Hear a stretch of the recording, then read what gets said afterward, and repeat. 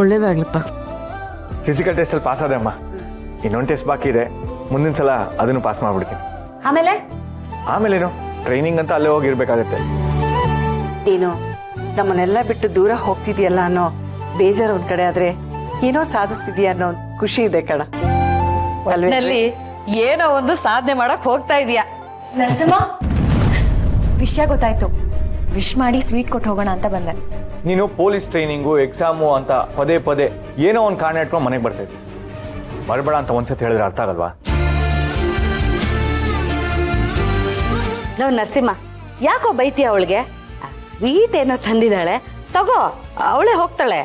ಅತ್ತೆ, ನಿನಗೆ ಸ್ವೀಟ್ ತಿನ್ನೋ ಆಸೆ ಇದ್ರೆ ಹೇಳು, ಬೇಕ್ರಿಯಿಂದ 4 kg ತಂದ್ಕೊಡ್ತೀನಿ. ದಿನ ಕುಟ್ಕೊಂಡು ತಿಂತಿರುವಂತೆ. ಅದು ಬಿಟ್ಟು ಯಾರು ತಂದ್ಕೊಡೋದನ್ನ ಈಸ್ಕೊ ಅಂತ ಹೇಳ್ಬೇಡ. ನರಸಿಂಹ, ವಿಶ್ ಮಾಡಕ್ ಬಂದಿದ್ದಷ್ಟೇ. ಸ್ವೀಟ್ ಆದ್ರೂ ತಗೋಬೋದಲ್ವಾ? ಬೇಕಾಗಿಲ್ಲ. ಇಂದೇ ಡೌನ್ಲೋಡ್ ಮಾಡಿ ಮತ್ತು ನಿಮ್ಮ ನೆಚ್ಚಿನ ಶೋಗಳನ್ನ ಆನಂದಿಸಿ.